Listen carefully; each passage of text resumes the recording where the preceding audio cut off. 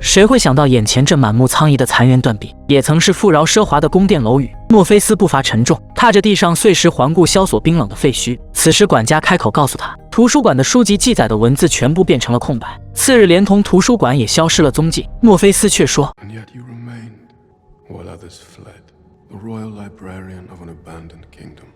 为了重塑昔日梦境国都的辉煌，闲庭漫步的他向前迈开几步，捡起一块晶莹剔透的玻璃。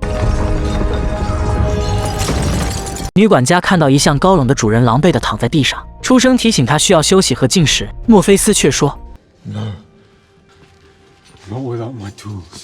可墨菲斯全然不知道法器身处何处，想要知道他们的下落，唯有与宿命女神做交易，因为他们无所不知，能够看到过去、现在和未来。女管家认为与宿命女神交易需要支付的代价太大，或许可以联系无尽家族的其他成员帮忙。墨菲斯却说 I am quite sure they know what happened to me, and not one of them came to my aid. 如今墨菲斯的神力低微，甚至都达不到召唤宿命女神的水平。于是他询问女管家，梦境王国是否还有寄存神力的东西？这是与世隔绝的世外桃源，这里绿林成荫，小桥流水。名为格雷戈里的飞龙摇头晃脑，同伴亚伯从他兴奋的情绪中感知到，即将有新的客人抵达这里。直到信步而来的墨菲斯叫出了两人的名字，两人这才惊讶地发现，竟然是失踪百年的梦之王墨菲斯。墨菲斯坦言，为了恢复神力，需要收走以前赠送给他们的一件礼物。赤胆忠心的两人毫无悬念地答应了。当得知墨菲斯是要收走格雷戈里时，两人拦在墨菲斯的跟前恳求，长久的相处，他们已经将格雷戈里当成家人，哪怕是收走他们的性命，也希望墨菲斯能对格雷戈里手下留情。而格雷戈里却站了出来，用行动证明了自己愿意牺牲。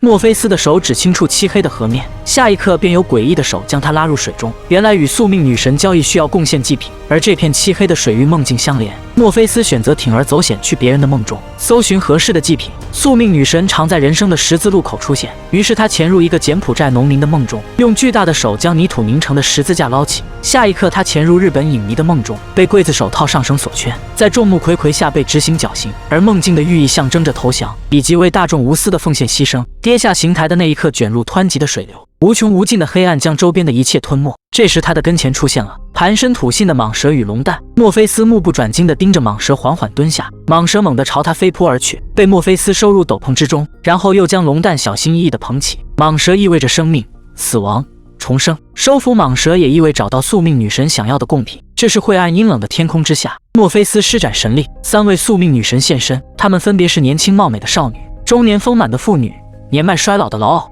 墨菲斯的斗篷下放出蟒蛇，看到他们收下贡品后心满意足的表情，墨菲斯第一个询问的是沙袋的下落。年轻的宿命女神告诉他，沙袋在伦敦被拍卖，落到了一个名叫康斯坦丁的魔术师手上。这时墨菲斯想起300年前曾认识一个名叫康斯坦丁的人。第二个问题是有关头盔的下落。中年的宿命女神告诉他，头盔被女人当成交易品卖给了恶魔，换取了强大的护身法器。最后一个问题是红宝石的下落。老年的宿命女神告知，红宝石被当成女人传家宝交给了她的儿子。三位宿命女神回答完墨菲斯的问题，忽然狂风大作，不见了三人的踪影，而地上还遗留墨菲斯尚未交出的龙蛋。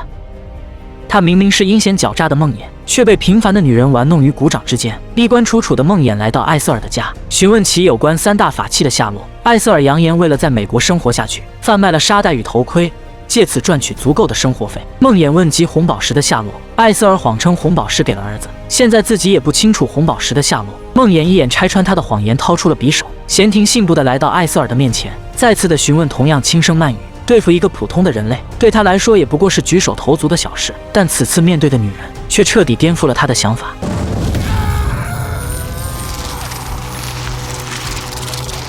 这里是大雨倾盆的墓园，先前因被该隐刺伤的亚伯从坟地中醒来，他哆嗦了一下身子，看到了土壤上的黑蛋，兴奋地将它捧起。也许是两兄弟时常上演着躺墓地的游戏，对于亚伯的苏醒，该隐并没有感到惊喜，反倒对新到来的龙蛋产生了兴趣，而他们一致认为这是梦之王为了弥补他们所赠送的礼物。画面一转，梦之王墨菲斯为了寻找红宝石的下落，决定独自前往伦敦与康斯坦丁会面。女管家劝告他应该带上乌鸦，乌鸦不仅能穿梭不同的时空领域，还能向他及时汇报墨菲斯的情况。墨菲斯不愿再创造新的乌鸦，在他看来，死去的杰茜米是无法替代的。另一方面，梦魇被恶魔法器送回梦境，女管家庆幸梦魇的走运，梦之王这才刚刚离开。梦魇微微一笑，决定离开梦境。面对女管家的劝阻，不以为然，反倒是对于女管家的忠诚感到可笑。对他来说，墨菲斯太过狂妄自大，如今他的神力尽失，正是他逃出梦幻国都的好机会。也只有现实世界才会有真正的自由快乐。